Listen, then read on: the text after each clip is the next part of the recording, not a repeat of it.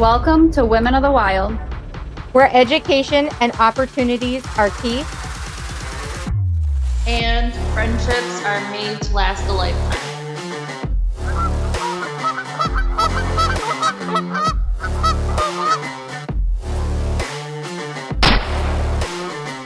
Did you get him? You think we got him? You think we got him? We got him. We said that yesterday. All right, Skylar, what do we got here? We've got a nice looking red box. Yeah.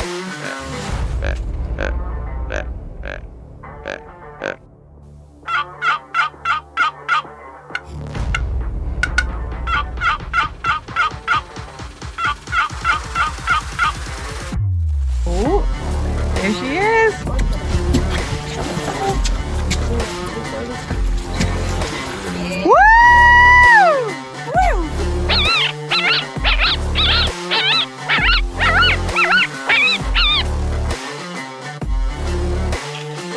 You dropped our great ghost. Give me a hug.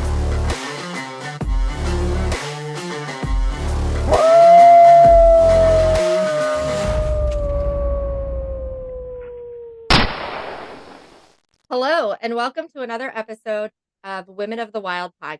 I am your host, Linda White, and today I have one of our team members with us, which is Megan Amershek. How you doing, Megan? How are you today? I'm good, Linda. How are you doing today? I'm doing good. It's cold. I'm in New York, and I am looking at all of this snow on the ground, and I'm freezing. So that's really how I'm doing, if you want to know. Yeah, that's here it's right now it's probably in the mid 40s. It's actually the warmest weather we've had all week, which is really nice. Oh man. Yeah, I want 40 weather. So for those that don't know you or haven't seen you yet really with Women of the Wild, because you're our newest, you're our fresh blood, basically. Mm-hmm. Where are you from? How did you get involved in the outdoors? Kind of tell us a little bit about yourself. Okay, so I live in Southeast Kansas, a little town called Pittsburgh, Kansas. It's mainly well known for Pitt State University. It's a D2 college we have here. It's more like whenever you're getting into the hunting industry, it's known for whitetail and duck hunting. We have one of the largest public land wildlife areas for duck hunting here, called the Neosho Wildlife Refuge. Lots of people from down south and even here come and go duck hunting here. So it's kind of a big thing. So I'm in the far eastern corner, southeastern corner. So I'm literally 10 miles from Missouri, 30 miles from Oklahoma, and about 40 miles from Arkansas. So Holy cow. Yeah. So this is kind of they call it the four corners of the area. So it's kind of I can get anywhere I want to that I'm interested in going. As far as getting into hunting, I grew up in Texas. I was born and raised in Texas until I was 13. I wasn't a hunter. My dad quail hunted, but he was a big bass fisherman. So we would go do fishing tournaments in Texas. We'd go to Oklahoma. We'd go to New Mexico. So growing up, I was big into fishing with my dad. So I've always enjoyed the outdoors, but I never got into hunting because when I started getting older, my dad got out of the quail hunting and his main focus was fishing. So growing up, that's what I did. So moved here to Southeast Kansas when I was 13. My parents bought 80 acres, beautiful farm. Still didn't get into hunting. This is more, we had fishing all around us, so I stuck with fishing. And then lo and behold, the school I went to, there was a lot of people that hunted and they duck hunted and stuff. But again, I never got into it. So lo and behold, I meet one of my best friend from high school introduced me to her brother, and her brother, who is now my husband, is the one who got me into hunting. So he had been doing it. He's 7 years older than me. he has been hunting and fishing and all that stuff since he was like 8.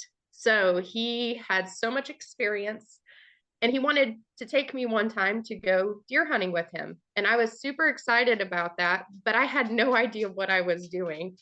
And he's a big bow hunter. So I was showing interest in it. I went and sat with him a couple times just to sit and see what it was like, what's the hype of deer hunting. And I immediately was like interested in the bow part of it. Like I wasn't sure if I wanted to hunt or if I just wanted to shoot archery. And so he got me a little Hoyt Ruckus, which is like a youth model, cheap bow, just we were like both agreed that if I was going to try this out, we weren't going to go all in and get me like a super expensive high end bow. So I started shooting this bow over the summer, got pretty good at it. So we started setting up things at my parents' and did trail cameras, put out stuff to get some deer on camera.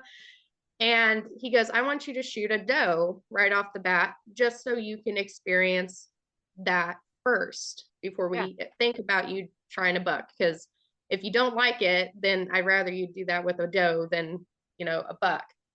So I was like, okay, I can do that. I had this doe on camera who had a floppy ear. So I naturally called her Floppy Doe. And we sat there probably the first few times and never saw her. And I was just bound and determined that I was going to shoot this doe. And one day I'm sitting there with Justin and she comes out and I'm like, okay, I'm going to take her. And so I ended up making a perfect shot on her and was instantly hooked at that point. Great. So he sat down with me and we started getting bucks on camera. And I'm like, okay. Now he's like, I would like for you to pick something that would make you happy. I don't care what size it is. It's your first deer. Like whatever on this camera is going to make you happy. It was our first, didn't know what to even expect up there. So I picked out this really old 7-pointer that my neighbors had on camera before I moved here. Okay. And when he was a young guy. So this deer is probably 10 years old. He was really old. He had a broken nose. He had scars all down his back. He had an underbite. Absolutely, probably the ugliest buck that I've ever had on camera. But I gotta ask, did he say to you, was he like, are you sure that's the buck you want? Like, was he questioning your decisions there? Yeah, he was very intrigued by my choice. He's like, okay, well, you can, if that's the one you want. So I ended up calling this buck Lucky. I called him Lucky number 7. Okay. And me and this buck went after I shot the doe, Justin sat with me maybe twice. And then after that, I took off with it. I was, you don't have to sit with me. I can do this. Like, if I feel like I need your support, I'll ask for it. But I really want to try to do this on my own. So lo and behold, we're getting a little later into season. I maybe saw Lucky one time in person. I had him on camera. This deer's been living here. And he's just a bully buck. He's 10 years old. He's pushes around all the other nice mature deer that are in there. He's just a bully buck. And I ended up popping up a ground blind in a different spot because I'd got him on camera on the other side of the 80 acres. Okay. And then, like, over time, we figure out this is kind of the trail the deer take to get to the backside of my parents' place. And I ended up getting him in front of me at 20 yards. Well, I ended up drawing back and completely missing this deer. And I'm like, yeah, it was so frustrating. I thought I hit him, but come to find out, he was fine. A week later, my neighbor, I guess, got him on camera, and I had him back on camera at the other end where I first originally had him. And so Justin was like, look, I don't want you being frustrated. This is your first year. So we ended up borrowing a crossbow from a friend. He goes, I want you to go in there and I want you to try to get him with this because I don't want you frustrated. It's your first year. You've already missed once. Like, I don't want that happening to you. And I'm like, okay. So it gets me the crossbow. I practiced with it. I went in by myself. It was a weird night. It was super windy. And up at my parents, the wind, the deer do not want to move. They want to stay in the trees as much as possible. You're super skittish. Mm-hmm. Well, it just so happened this night, it was like a blood moon. It was super bright, just like even at like whenever it's the last 30 minutes of legal shooting, like it was so bright out. And I'm sitting there and all of a sudden this buck is walking across the dam, which is where I hunt on a pinch point. And they have to cross there to get to the other side of the pits. And I saw this buck and I was so excited. I realized it was lucky right off the bat. Ended up, he gave me a perfect quartered away shot. I was able to place it on him. Well, just so happened when I shot him, I had night class that night at college. So I had to show up to night class in my camo. It was like, I need to leave. I have a buck that has fallen down the strip pit into the water that I need to go get. And my professor was like, oh, there's nothing going on. You can totally go. I'm like, great. So I drove all the way to Pitt State in my camo just to leave class. And I was like, I need to go get this deer. And he was totally okay with it. So we ended up going and getting him. He had fallen down the strip pit wall into the water. Oh. And it's steep. So we were like, how are we going to get this buck out of here? Well, when we ended up finally putting a rope down there and hauling him out, he had one side and a brow tine. And I told Justin, I said, I swear he had two antlers. He had two antlers. And he goes, he's down there in the cold water. It's late November. He's putting his hands in the mud, trying to find this antler. Well, lo and behold, a week later, my neighbor sent me a picture of him. He had busted off his left side, and I thought he had it. And so Justin was searching through the budding water for no antler. So I was like, I'm so sorry. So, yeah, so that was the first time I got hooked on it. And I just, ever since then, have taken off with it. But that was kind of the point where I decided I really like this. I like the challenge. So, but it was, that year was definitely a good year. I got introduced to duck and goose hunting that year. I got to turkey hunt with him. We started traveling down to my grandparents in Texas and dove hunting. Oh, wow. So we go down there every year and go dove hunting. So you just like jumped all in. You were like, oh, yeah, I'm going to go hunting. And then all of a sudden you're like, I'm going to hunt everything. Yeah. I definitely have dabbled in a little bit of everything. And I will say whitetail is definitely my top. If I were to have to pick like which out of everything I've been doing, which one do I prefer? Whitetail hunting just has been the top for me. Now, have you hunted deer with a gun, or are you strictly doing bow?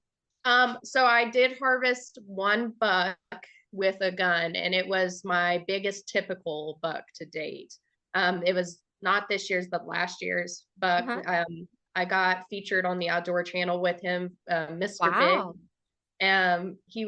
He's a nice deer. And what ended up happening was all season I was hunting with my bow, my Matthews, and all season I pulled back twice on this buck and he would not give me a shot opportunity. And it was the last day of rifle season. I had hung this stand incorrectly in this area. Where I was hunting was in a gorge kind of situation where the deer, if they were to walk to the north of me, okay, and I was standing up, they'd spot me. They were way above eye level with me.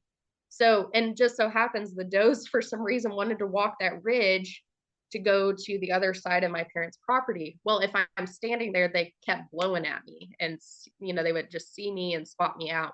Yeah. So I was like, I don't know how. And I hung the stand face on to where my shooting lane was. So there was no way to turn to be able to pull back my bow. And I was like, okay. The day before I had work, I was sitting at home or at work and I was like, I don't know if I want to use my sick leave to go ahead and leave to go hunt. It was 70 degrees in December. Oh, wow. It was hot. Like, it was a hot, weird day. Like, I'm like, no buck's going to show up on camera. And I had a Tacticam. I get home and I get a ding and I look, and sure enough, He's in daylight, sitting in front of my stand in 70-degree weather. And I'm like, I should have went and hunted. Yeah. Well, that was on a Friday night. So I told Justin, I said, I'm going to go hunt Saturday morning. It's the last day of rifle season. I'm going to take our 6mm out there. I'm going to try. If he comes in, great.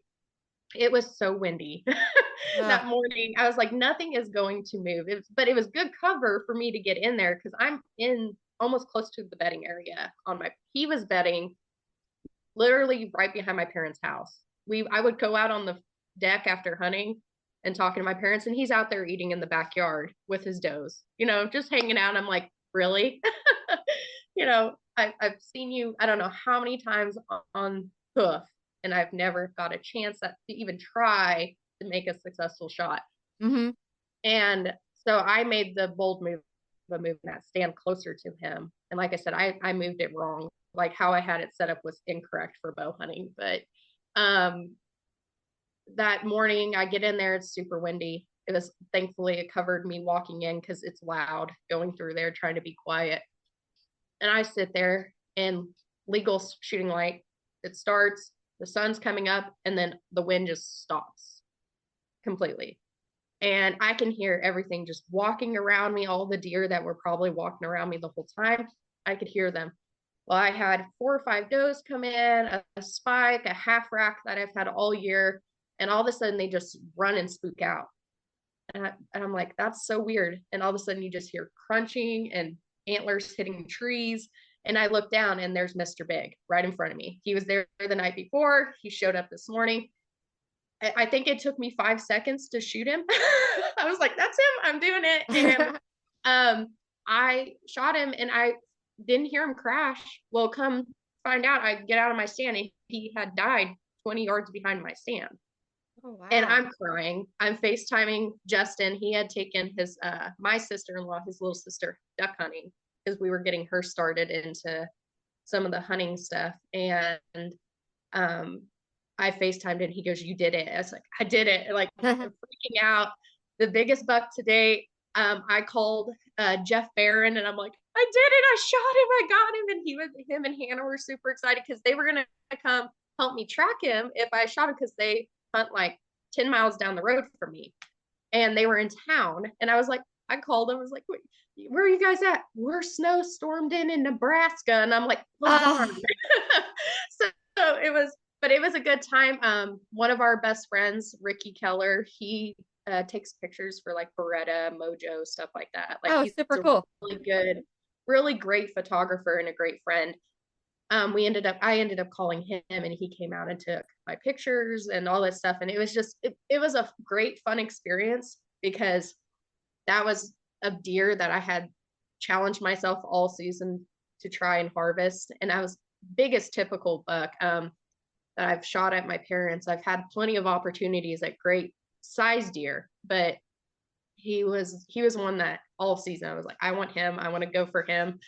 And I wasn't sure if I was ever going to get a chance, even though I saw him all the time. It was just one of those stories. I was like, he's going to outsmart me every single time that I end up hunting him. So, but yeah, that's a great story. Yeah. So that's the only one I've shot with a rifle. Everything else has been bow. That's cool. That's cool. So I have never bow hunted. Megan Lockwood on our team, she gave me one of her old bows because I'm like, I want to do this. I want to try this. And she's an avid bow hunter. So I was like, all right, Megan, you got to teach me. But now I have 2 Megans to teach me. It's like the Megan team. Yeah, that's awesome. That's so cool. Your story, I don't know if you know about my background, but your story is very similar to mine about like my dad was big into fishing. I hunted one time, shot a squirrel, made him bury it in the backyard. So I never like hunted after that. And yeah, so that's really kind of cool. Like we have a lot of definite things in common there. Yeah. So, have you ever tried trapping? I gotta ask because Kansas is like trapping paradise. No, I haven't done trapping. That's something I talked to Justin about because Justin's a trapper. he likes trapping. That's something he grew up doing. They used to, back whenever he was younger, they used to sell fur around here quite a bit, and it was, Oh, the yeah. market was up.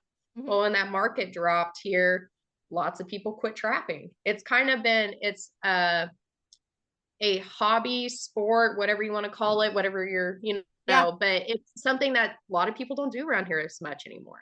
I know. And the crazy thing is like, so, like, obviously I'm a trapper, that's my thing. Mhm, But Kansas is like the the pinnacle of trapping. Like, mhm, if you ever want to like put up some good numbers of coyotes and stuff, Kansas mhm. is where it's at. So if you ever decide you want to get into trapping and you want a friend to come along, I have no problem coming to Kansas. Just throwing that Yeah, out there. yeah, I mean, we got some great ground to trap on. So my husband works for a guy that has 10,000 acres of private hunting ground. Well, that's And fantastic. there's 4 or 5 private duck marshes, and they're out by the Neosho River. So it's a great place for coyotes. Like, there's coyotes there all the time. Yeah. We had Justin said we had a melanistic coyote out there, all black one. Yeah. So that was really cool because you don't see those very often. And he thought it was like a black German Shepherd. And that longer he finally got his binoculars and looked, and he goes, "No, we have a black coyote out there." And for the longest time, we thought about, oh, what are we gonna do with that? Like, is that even? And we never saw him again. We maybe saw him 3 or 4 times, and Justin's like, I haven't seen him in forever, but there's lots of coyote opportunity out there. We still have the guys who run the greyhounds here. Oh, yeah. And we do Mhm. the greyhounds with the coyotes and stuff like that. You'll see a lot of them around here, but um, yeah, trapping has kind of, people aren't interested anymore because of the fur market, and Right. then once they got out of that, they just never got back into it. And Yeah. I told Justin I'd love to learn how to do it. It's I especially want to try my hand at the beavers. Oh, yeah. I know Megan Lockwood is really into the uh, aquatic trapping. Yeah. So Yeah. My husband actually we go really well hand in hand together because he's a huge water mhm, trapper and I don't like to get mhm, wet. So mhm. not my thing. Yeah. But I'm big into the land trapping. So we go hand in hand together. And like when Megan, it's awesome whenever her and I do like the women's workshops because I'll do the land part and she'll do the water part and it makes a pretty good pair. So That's yeah. good. Yeah, Yeah. yeah, it worked out well. So I gotta ask, how did you stumble on Women of the Wild and how did that all come about? Because I gotta say you're a great addition to the team. I love having somebody who's not in Michigan. I always Mhm. pick on Cass and Felicia about that. I'm like, everybody's in Michigan. So Yeah. it's nice to like have somebody out west, And so how did you even get involved with Women in the Wild? How did that even happen? Okay, so it was kind of a funny situation. So me and Felicia were in a group together, a different group of Okay. not Women of the Wild, but we were in a different group together, and we were the only girls out of this whole group of men. Mhm. And it was a good group. It was a good stepping stone into getting to know kind of what the social media part of the hunting industry was. Because, Yeah. girl, starting out, I didn't film my hunts. I didn't do any documentation or other than some pictures. And Right. so Felicia and I were in this group together, and let me say, she's a hard worker. she's she was she was carrying a lot of us because how hard she works. But on top of that, she was trying to create the Women of the Wild group and making it stronger and stuff like that. Yeah. And so I had been following Women of the Wild for quite some time, but she was just starting to build it up, and it was just Michigan based at the time. And um, me and her became friends. We had been friends for 4 years or so, and we never met in person. We always were on group calls together, stuff like that. We really jived together. And then one day, her and another girl were coming down here to do a hunt in Texas, and they ended up making a halfway pit stop at my house, and we finally got to meet each other in Oh, person. cool. 4 or 5 years down the road of never seeing each other in person. And then I've ever since then, me and her were like, okay, we are really good friends outside of, you know, the social media aspect. We, you know, we've really jived together, and me and her talked a lot about, you know, some of my passions, you know, even though like Justin got me into the outdoors, and now that I'm hooked on it, my whole mission, something I was passionate about was getting kids and women into the outdoors. So I ended up, you know, getting a young man on his first buck on my parents' place. And then I ended up taking one of my best friends and getting her, she did her apprenticeship through me. And I took her Wow. deer hunting and got her first buck. And now she's taken off with it and she's doing her thing. And then I took another girl who's around my age that we met on a live on TikTok. For odd reasons. I don't know why I jumped on that live, but she was on the live too, and she was asking about turkey hunting in Kansas, and I was like, and she said, I'm from Kansas City, and I'm like, that's only an hour away from me. So we ended up meeting up, and we didn't get her first turkey, but she got to learn how to turkey hunt, the experience of it. We're going to try again this year to get her first bird. Hopefully it pans out better. Last year was a little rough for turkeys, but Felicia was kind of interested that I was already doing that. And Yeah. so that's kind of how I stumbled into Women of the Wild, because we already met in a group. We were already kind of friends. And then we kind of built on that. And then she figured out like what I liked doing and what I had been doing already. And that's kind of how I got gripped into it. That's So, awesome. That's yeah. awesome. So it's great that I think that it's awesome that social media can be a good thing and a bad thing. You know, you've got your keyboard warriors out there who, Oh, yeah. you know, if they were ever standing face to face with you would never say half the stuff, but yet, you know, that keyboard that gives them that almighty power. But Mm-hmm. then you have things like this where you're connecting with like-minded people who probably you would have never met. You would have never had the opportunity to meet. You know, the funny thing is my 2 best friends actually, if it wasn't for social media, I would have never ever met them. Yeah. And I just love hearing that. Like, I love hearing how women are inspired by other women, how women are getting out and trying new things and doing new things, you know, because they stumbled on your Facebook page or they connected in a group or something and you had the right information to give them. And that's so awesome. I think that's Mm-hmm. so great. And I love that you're a part of the team because that's really what we're all about is getting women out there doing things that maybe A, they haven't had the chance to do, or B, they just haven't had someone to show them, Mm-hmm. you know, Yeah. and I think it's fantastic. That's awesome. So Mm-hmm. you were recently on a Women of the Wild hunt, weren't you? Yeah. Yeah. I was on the Sandhill Crane Hunt in Lubbock a So couple of weeks how did ago. that go? Tell us a little bit about that one. Okay, so it was awesome. So where we hunted at, I mean, I grew up an hour from Lubbock growing up. Mhm. So like it felt like home going back there. I had family who went to Texas Tech University. It's all in Lubbock, Texas. So it was good to go back and experience the Texas environment.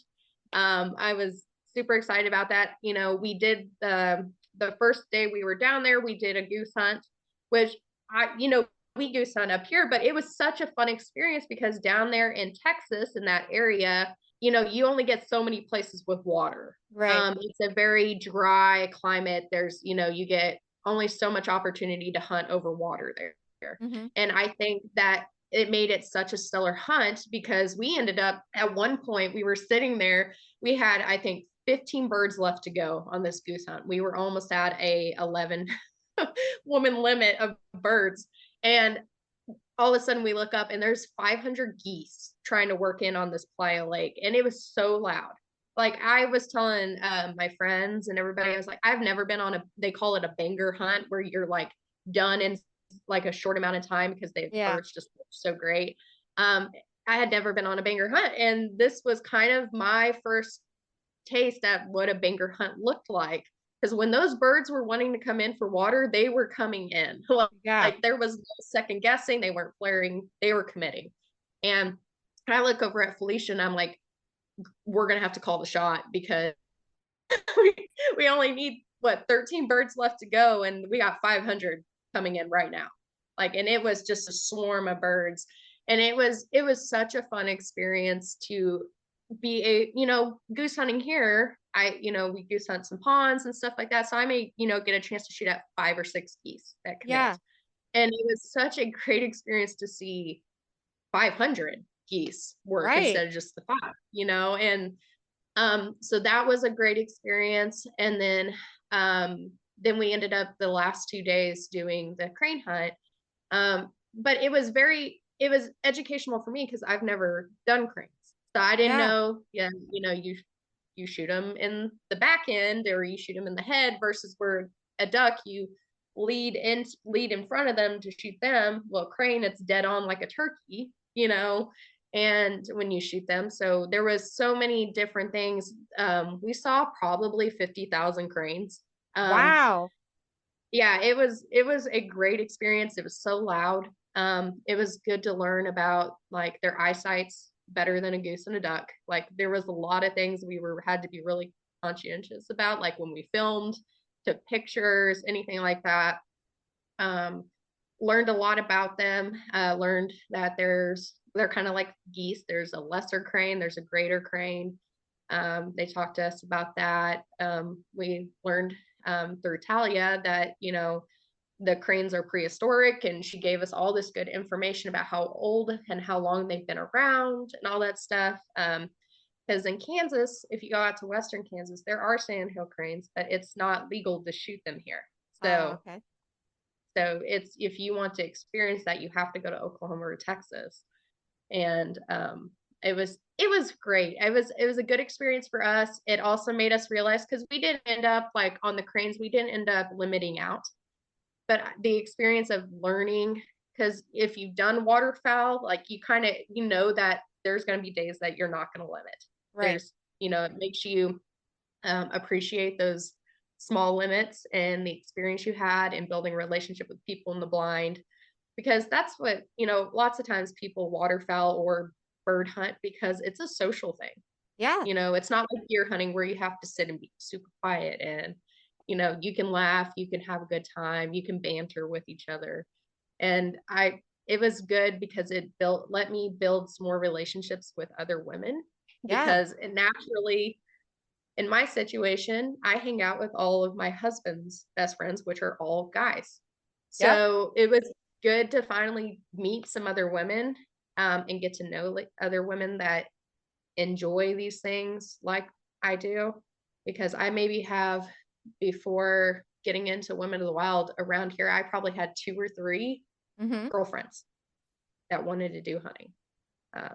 So it was good to finally make some connections with people, do stuff like that, and learn about other people's experiences. And I think that was like, the hunting is a great part of it, but I feel like that connection process and building a relationship with other women is the most important when it came to that experience. Yeah, no, I fully agree. So where I live in Little Valley, New York, I'm a transplant here. So if it wasn't for my husband, let me tell you, I would not be a New Yorker at all. Yeah. But I'm here, and then I've always worked from home. So like the friends that I have really are my husband's friends, like now there are some women that I've met through him that I've connected with, but for the most part, they're all like my husband's friends. So I know how you feel, like, now being able to connect with women who are very like-minded like you, that, can understand some of the things that you're going through that aren't connected to your husband, and also, I think sometimes, like, when it's your husband or whatnot, like, or his friend, sometimes it's hard to say, like, I don't know what I'm doing here. I don't know you know what I mean? Like, everybody's so experienced and they know what's going on, and I'm still trying to figure out, where I'm supposed to shoot or what I'm supposed to be shooting. So I think it's awesome that, you get into some of these Women of the Wild experiences where, some of them have never shot anything, let Yeah. alone, what your target animal is. So Mhm. to have those experience and to be able to talk to other women who are in the same boat as you, Mhm. or maybe even who are behind you, and you're like, "Hey, I actually know this. I can Mhm. help this person." Yeah.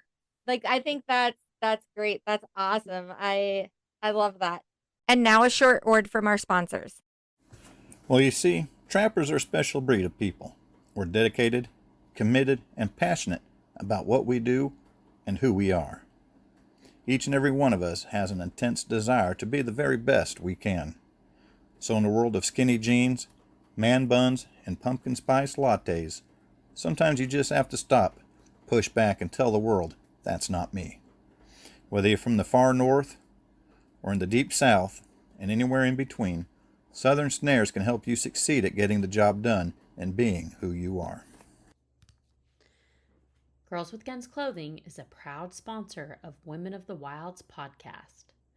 If you are looking for hunting gear, be sure to check out our new fall collection, including the launch of our new Artemis Generation 2 lineup. With Girls with Guns, you know that our gear has been designed and field tested by women who actually hunt and wear this gear. We have an amazing team of women who contribute and share their ideas and extensive field testing so that our gear works for you in multiple hunting environments. We build our gear for women of all shapes and sizes, made by women for women. If you want to try out GWG, you can go to gwgclothing.com and use WILD15 for a discount off of your first order. Share your love of the outdoors with your little ones through the exciting adventures in Dr. Josh Farr's children's books. As an avid sportsman, Dr. Josh Farr has taken his passion for the outdoors and uses his vivid storytelling to teach valuable lessons and appreciation of the world. Learn the alphabet through the ABCs of hunting. Find joy in exploring the outdoors with Let's Go Out and Play and more. You and your child will love learning about nature with Dr. Josh Farr. See all of his books now at drjoshfarr.com. That's DRJOSHFARR.com.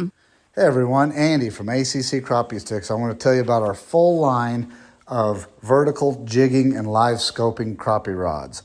We have from 10 foot to 13 foot in mid seat to rear seat, and available in cork and super grip handles to cover all of your vertical fishing and live scoping needs. Go to accrappiesticks.com. Thank you. We would also like you to check out Sawmill Creek Bait and Lures, RMC Custom Calls, Atlantic Coral Enterprise, Blast and Cast Guide Service, Epler Fur, Feather Moon Calls, Shangalaya Safaris, Shelly Emmer with Dirty Girl Guide Service, and Hunting Day Podcast. And now back to the podcast. So Yeah. what so far is your favorite hunt that you've been on? Okay. So my second year of deer hunting was out of all the stories I have, my second year of deer hunting is probably the shortest story ever, but it was the best one I've ever. All right, let's hear it. Let's Okay, hear it. so I have it was my second year. I got my deer tag 24 hours before the weekend we were gonna go hunt. It was me, my husband, and our best friend Lee. I had nothing on camera. It was early season, there was nothing happening. I didn't even have a doe on camera, let alone a spike. And I had 3 spots we could hunt. We were gonna split up. I had the food plot where I shot Lucky. I had a new stand set up on one of the one of the borders of our property that the deer travel down. And then I had another spot down by the pond because it was really hot, and we're like, oh, we'll try and do this down by the pond, and we'll probably get some does or stuff to come in from when they're trying to get water.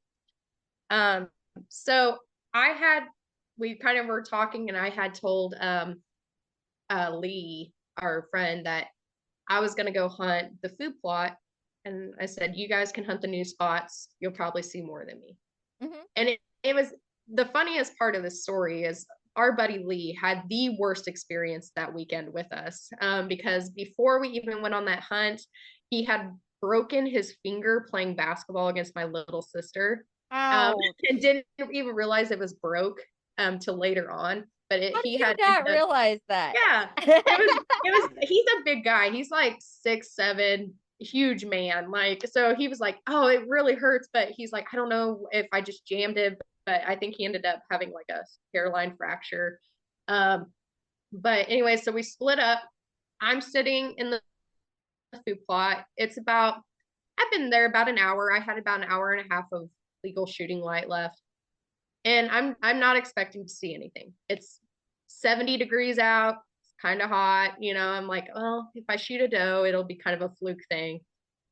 I'm sitting there and all of a sudden I look down and there's this buck and he walks in and he's standing there eating some of our mineral and stuff. And I'm like, oh my goodness, that thing is huge. And granted, this is my second year. I'm awful at identifying deer. I'm awful at figuring out how many points they have. And I haven't had a single deer on camera. So I have no history. And I went ahead and took the shot. And I call Lee and Justin. I'm like, I just shot a big buck. Like I shot a big one. They're like, how big, like how many points? And I was like, I think it's like 10. And they were like, okay. Went down there, ended up not finding blood right off the bat. I had shot him a little back, and second time hunting that comes with bow hunting, you do tend to take some shot placements that you're like, yeah. But we ended up finding blood, tracked him back. He went to around the point of my parents, went down the other dam, ended up backtracking back to the dam he came across, going back to his bedding area. And we lost blood. And we ended up, they tell you in deer hunting, if you are concerned about the blood, always back out. So we ended up leaving a spot for last blood. One of our best family friends has a blood dog named Gibbs that we ended up calling. And we just couldn't get out of this circle. This deer took us in a circle and we just couldn't get out of it. We're like, we don't know where this deer went. And so Gibbs, and we ended up going to last blood, and Gibbs went about 20 yards, and lo and behold, there's my deer laying there. And the other parts of this story is the night that we were tracking this deer, Lee shocked himself on the bull hot fence. He already broke his finger. He shocked himself on the hot fence. He got scared by an armadillo.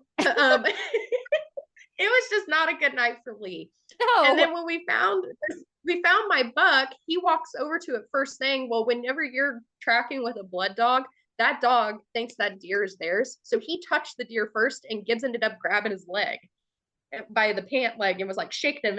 And we were like, you can't touch the deer. He's got to touch the deer first. So he got half bit by the dog, and it was just not a great experience for him. But it was funny because I'm standing there in awe, and they're like, Megan, what did you say you shot? And I said, a slick 10. They're like, this deer has 18 points. I'm like, what?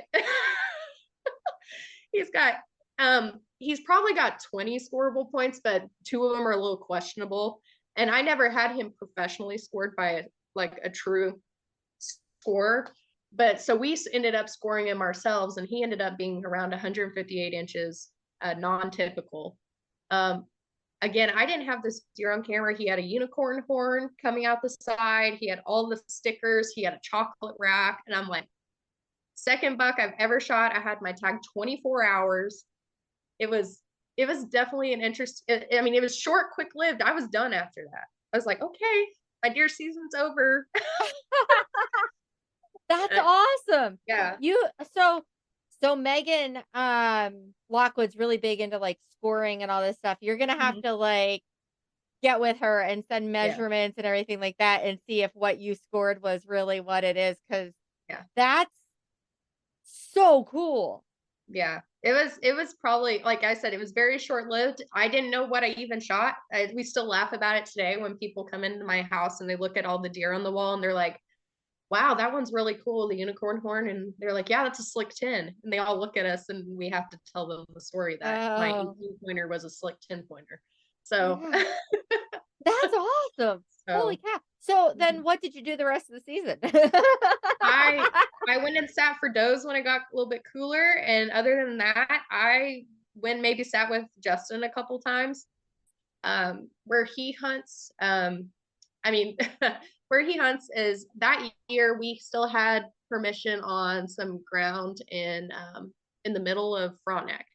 Like the little town that I went to school in, there is a bunch of deer ground in there that you have to have permission from this one gentleman, and he only let Justin hunt because at the time that Justin got permission, he has epilepsy, so he was having seizures and he couldn't drive a car, so he literally lived down the block from the property he was hunting, and he went in there that year. He ended up shooting a big non-typical buck we called Dozer.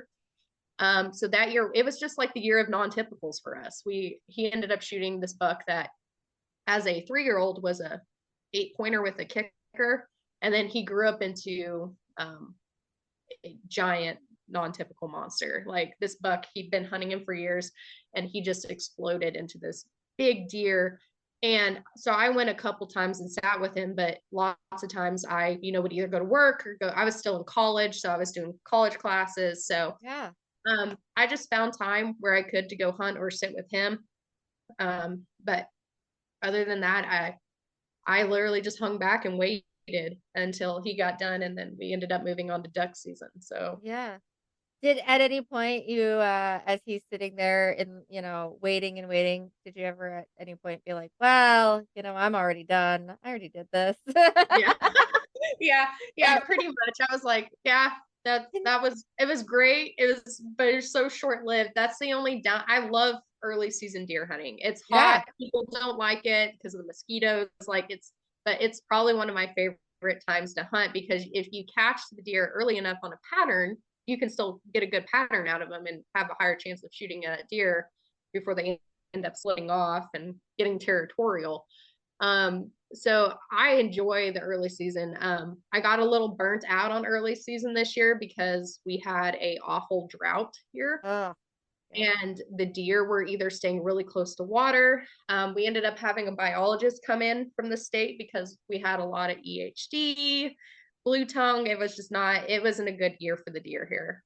So I wasn't getting as many mature bucks on camera at all. And so I got a little burnt out this season just because I was sitting every weekend.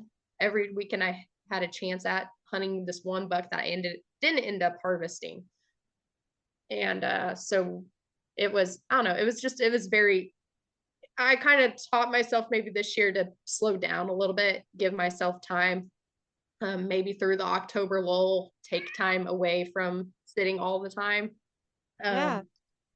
So it was good. It was a good experience for me to learn to be patient. So what is your early season out there? What do you go from? Trying to remember. This year it was like September 15th, and then it goes until December 31st. Okay. So I mean, and that's all bow. There's no stop in the season. Like in Missouri, it's you can harvest 2 bucks with a bow, but you have to shoot one before rifle season and you have to shoot one after rifle season. So there's kind of like this pause for rifle season, and we don't have that here. So you can go all the way through with a bow. Oh, that's cool. Yeah, that's nice. That's awesome. So, all right, well, now that you're part of Women of the Wild and you see all these exciting hunts and everything else that we do, I gotta ask, what is your bucket list hunt? What is something that you are like, dude, I gotta do this. I gotta do this. So my bucket list hunt would be either doing the Africa hunt with Felicia, or I talked to Felicia and them on the way back from the Sandhill crane hunt, and I said I would love to do an axis deer hunt. I love axis deer. Their hide is gorgeous. I even told her, I said, I don't generally want to do it just to get the antlers. Like the hide is really what I would love to have. And I hear they're one of the best eating deer species around. And I'm like, I want to try that. Like, that's what I want to do. So I had told her that if we did an axis hunt, I would I would be on board with that 100%. So I'm not one, like, I like the big antlers. I like trying to challenge myself to get the bigger deer, but I even told her, I said I would go for a doe. Like I would be totally okay with that. So we talked about doing that. Maybe being an option one day. So I'm hoping we can get something lined out like that. Yeah, we're gonna have to put you on that. You're gonna have to be our go find someone to get us on Yeah. this and go Yeah. get, yeah, definitely. That's awesome. So are you gonna go to Africa? Not this year. I talked about it with my husband, and we're gonna wait it out a little bit.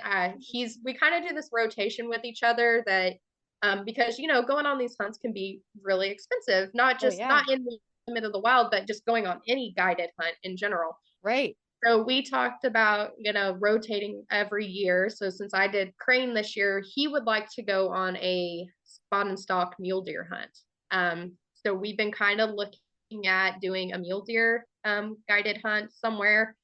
So he could get an opportunity, or even I could get an opportunity at a free range mule deer. We're not 100% certain where we're going to end up going. Colorado's kind of a bucket list area, but you have to draw for mule deer there. They get big. So we talked about maybe doing something like that. One of our buddies has a good connection up in Nebraska. I thought about talking with Jeff and Hannah Barron about their experience with they go up every year and they go on that hunt in Nebraska for mule deer, and talking to them about their experience with that outfitter. So we kind of just went in between and trying to figure out what we want to do, but he knows, I've told him I really would like to one day go do that. I told Felicia, I said, it's my dream to get a hartebeest. And if you don't know what a hartebeest is, it is one of the weirdest looking species of in Africa. And if you're listening to this podcast and you look it up, you'll probably laugh as to why I want this to be my hit list animal. But all right, so I think I have an idea of what it looks like, but I'm gonna Google right now. Because they're definitely very odd looking. So I told her, I said, I don't care if I do a zebra or anything. I just want a hartebeest. Like that's what I want to go for. All right, hold on, wait. You're gonna have to. Okay, hold on. I think I got it. Oh, that's not what I thought it was. They're strange looking. But they're beautiful in their own way. And I don't know. I just that is what I picture if I go on a safari hunt. I want a hartebeest. Like everybody wants the kudu, the gemsbok, all of those, and I'm like, I want the odd one. I want the hartebeest. I like the antlers. Those are kind of cool. Like, yeah, they're really pretty. I mean, they just have really elongated noses. And I know Felicia was telling me some information. She goes, you should look up like all the cool things about a hartebeest, because she said she'd be interested in a hartebeest too. But they kind of make me think of like Greek mythology. Yeah. You know what I mean? Like that's what I'm thinking of like they definitely have that Greek looking. That's kind of cool. That's kind of cool. Yeah, here's the thing. I think the Africa thing is super cool. I honestly do. The thing that I hate about it is that you can't bring any of that meat and stuff back. Like, I mean, it's great that it goes to like the villages, that it's not wasted. You're providing food to the country and all. Like, I think that's all super awesome.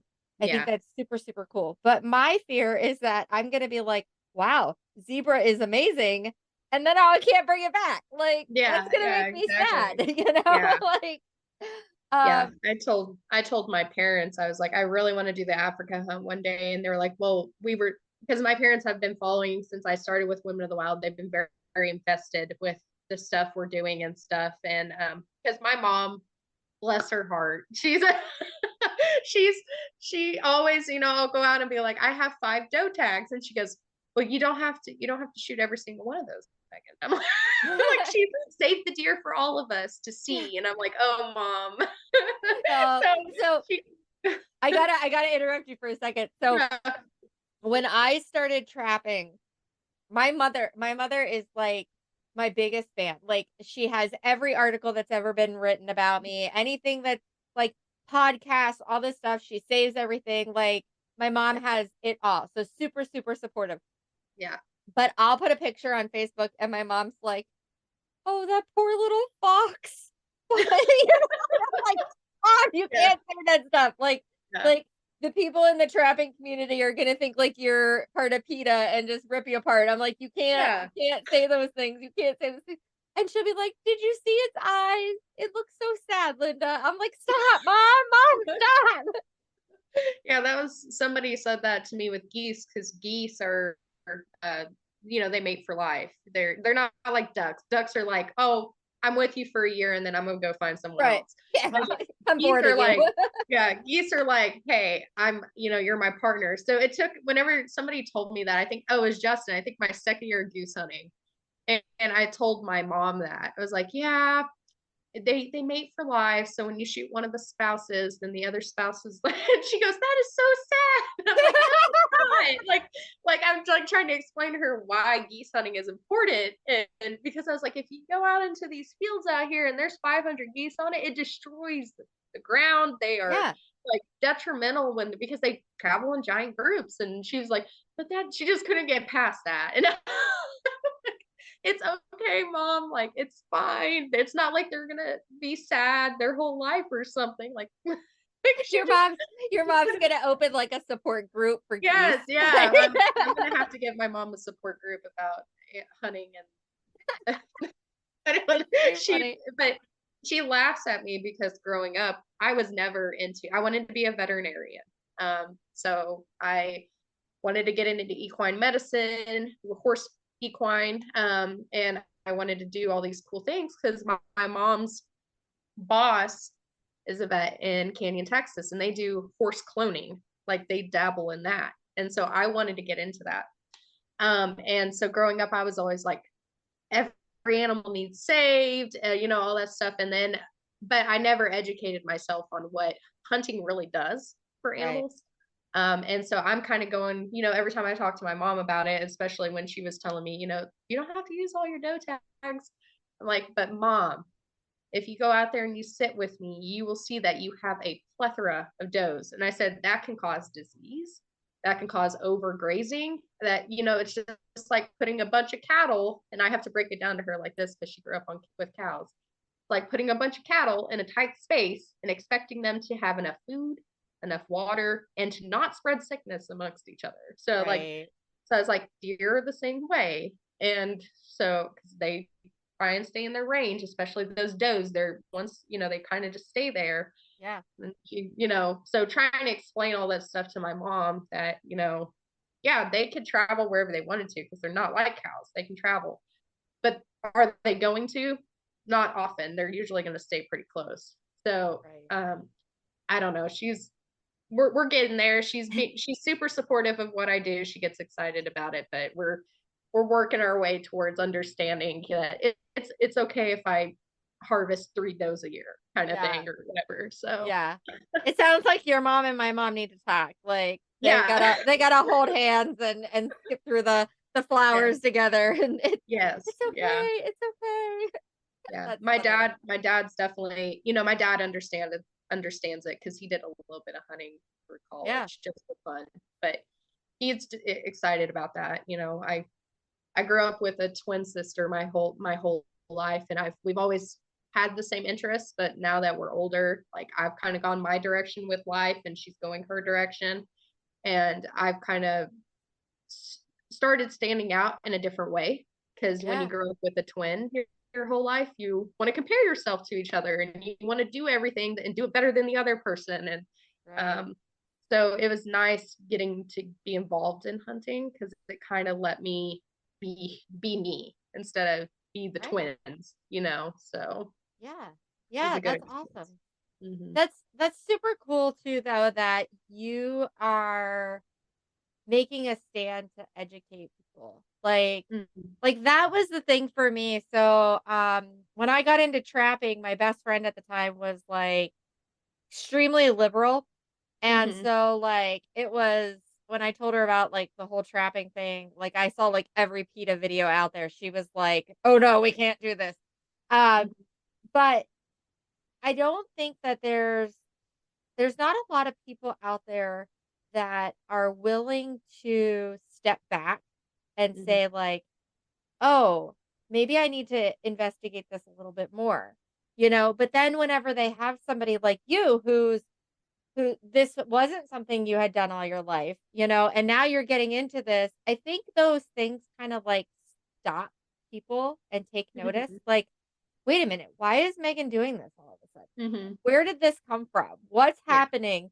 And they ask more questions. And I think that's awesome because right now, like even with I don't know, like Canadian Goose, have you ever they have those coats that have like the coyote fur on there? Oh, yeah. Well, Yeah. so they were huge, huge, huge. And PETA actually bought big shares so that they could stop them from doing that. Like, people don't Mhm. know these things, Yeah. and, like, so PETA always is constantly, like, out there, like, "What can we do here? What can we do here? What can we do here to, like, pick this stuff Mhm. off?"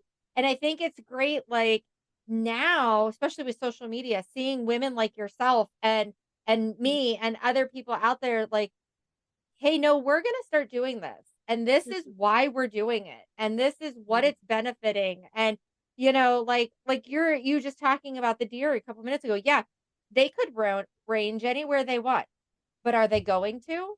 Probably Mhm. not. Mhm. And people don't Yeah. think of those things. They hear like, well, they're free range deer. They can just go Mhm. anywhere. Mhm. And understanding those patterns and things like that. I think that's awesome. I think that's awesome that you're willing to give that education to people, that you're willing to say these things, you're willing to be out there. I'm Mhm. glad that you're part of Women of the Wild. Yeah. I've gotten it's opened my eyes, since we've had, more people, like, joining the team.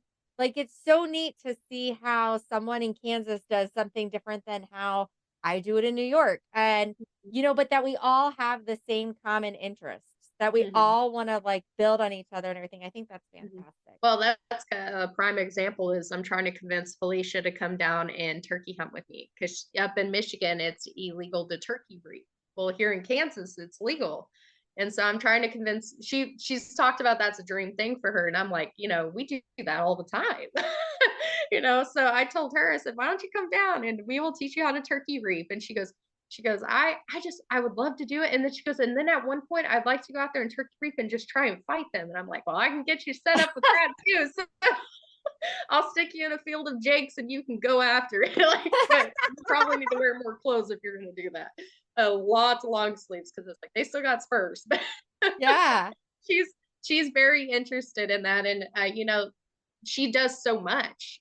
She's so diverse in the things that she does. And she just told me, I'd like to turkey reap. And I'm like, you've never done that before?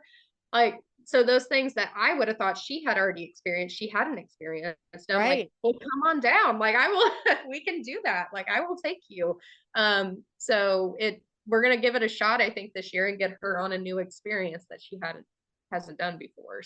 So, it's good to, get even people that are so educated, Yeah. there's things that they haven't done before. So it's good to get them out there. But, Absolutely. Absolutely. mhm. So we're coming on our hour. Mhm.